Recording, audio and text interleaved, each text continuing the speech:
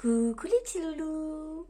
Aujourd'hui, Émilie, Renato et le traîneau du Père Noël.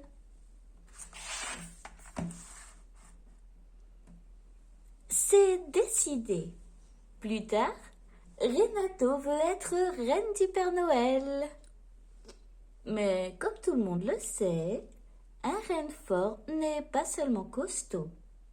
Il est aussi musclé du cerveau.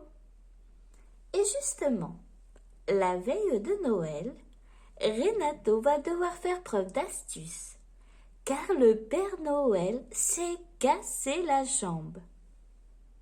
Comment faire pour la distribution des cadeaux? Un livre sur les thèmes de Noël, l'entraide et l'ingéniosité. Renato et le traîneau du Père Noël.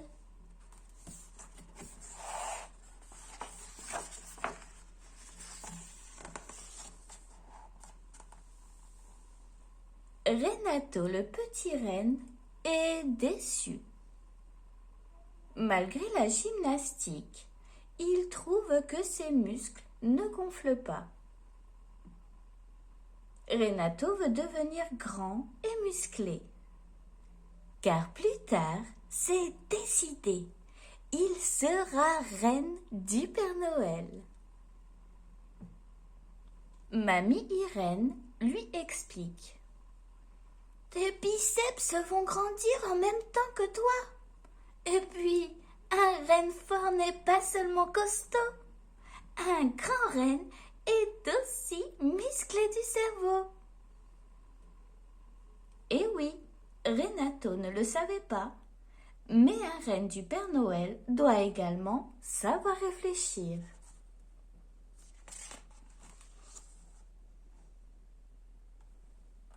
Les fêtes approchent à grands pas.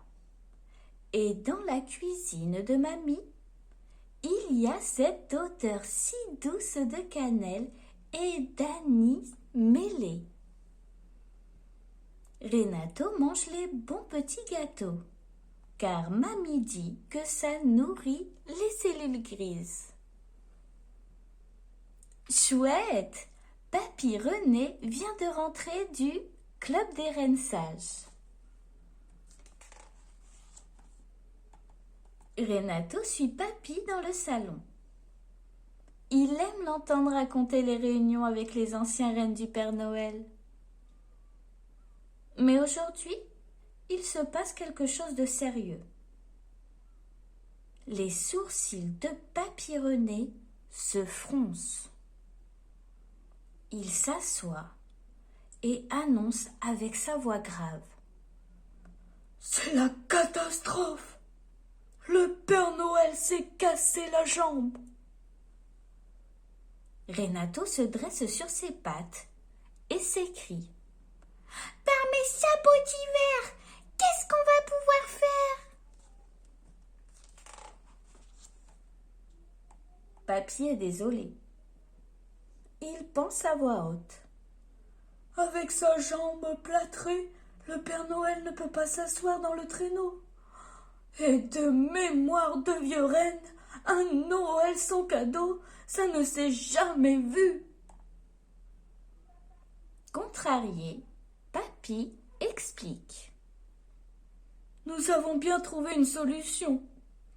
Refaire entièrement un nouveau traîneau. Mais le délai avant Noël est trop court. Tout à coup, Renato se met à sauter partout en s'égosillant.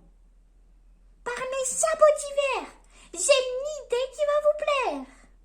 Avec mes amis, nous allons construire une allonge au traîneau. Mamie trouve que c'est un excellent concept. Elle adresse un clin d'œil à Renato et lui chuchote. Je vois que tu as compris l'importance de faire de la gymnastique avec tes neurones. De son côté, Papy se demande pourquoi il n'y a pas pensé plus tôt. Ne nous emballons pas, dit-il aussitôt. Il reste tout de même un problème.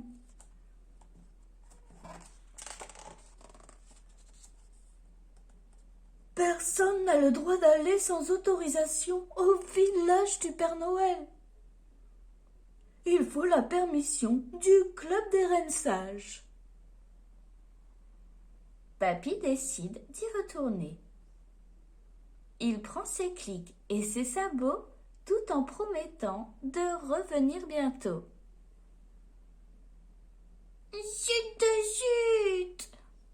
Se morfond Renato qui déteste attendre. Il a l'impression que Papy est parti depuis des heures. Et si la réponse était non? Soudain, la porte d'entrée s'ouvre. Le visage de Papy René est très grave. Renato a peur de ce qu'il va entendre. Mais Papy est blagueur. Il se met à sourire et dit: claque-moi 3 sabots et en route pour l'amélioration du traîneau. Renato rassemble bien vite sa petite troupe de copines et de copains. Tout ce petit monde est bien excité. Et il y a de quoi.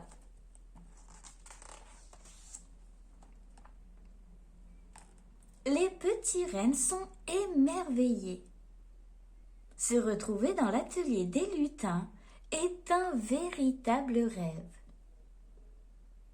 Papy présente l'invention de Renato sur une feuille gigantesque.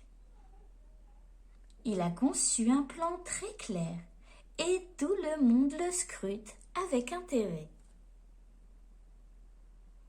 Le plus vieux des lutins, qui n'arrête pas de lisser sa barbe, prend la parole. Faire une rallonge de traîneau pour poser la jambe du Père Noël. Par les frisettes de ma barbichette. En voilà une idée chouette. Les lutins, très organisés, sortent tout ce qui va être nécessaire pour cette construction.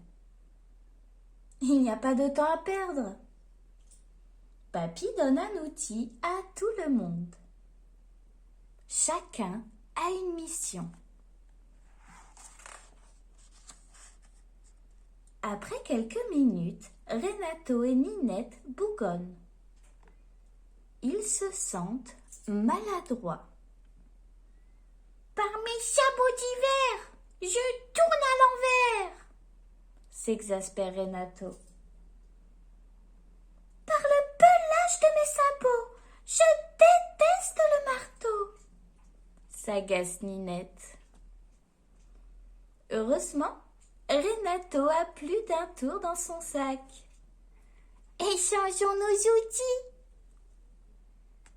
Ninette, la reine du tournevis, est soulagée. Et Renato se sent bien plus efficace avec son marteau. Par mes sabots d'hiver, j'ai une idée, une dernière. Avec l'aide de ses amis, Renato fabrique une pince à rallonge. Ils montrent leur invention à Papy et aux lutins. Tadam! Comme ça, le Père Noël pourra faire sa distribution sans bouger du traîneau. Il règne une ambiance très gaie dans cet atelier. Et la construction touche à sa fin. La journée a été fatigante, mais très distrayante.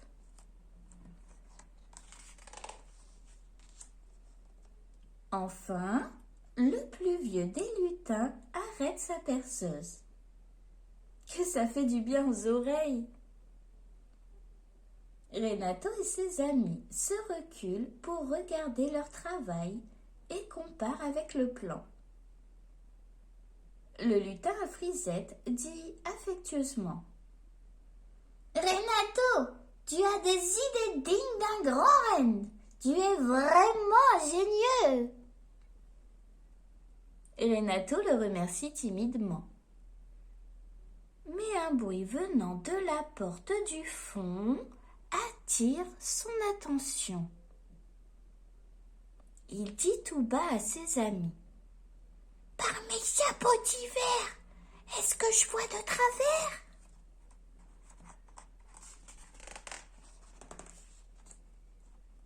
Le Père Noël vient d'arriver dans un fauteuil roulant et, sur ses genoux, il tient un plateau rempli de tasses de chocolat chaud et de brioches fumantes.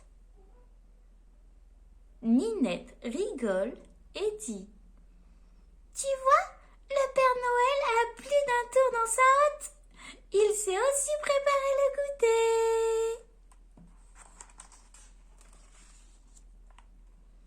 Après avoir dévoré sa brioche, le Père Noël se gratte le fond de la gorge et demande « Alors, on laissait ce nouveau traîneau ?»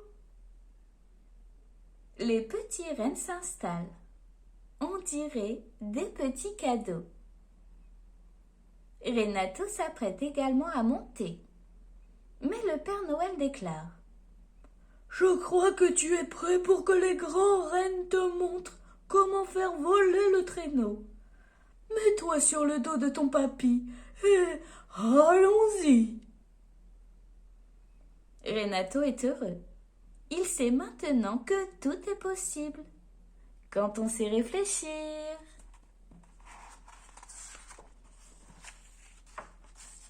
Si tu as aimé ma vidéo, abonne-toi.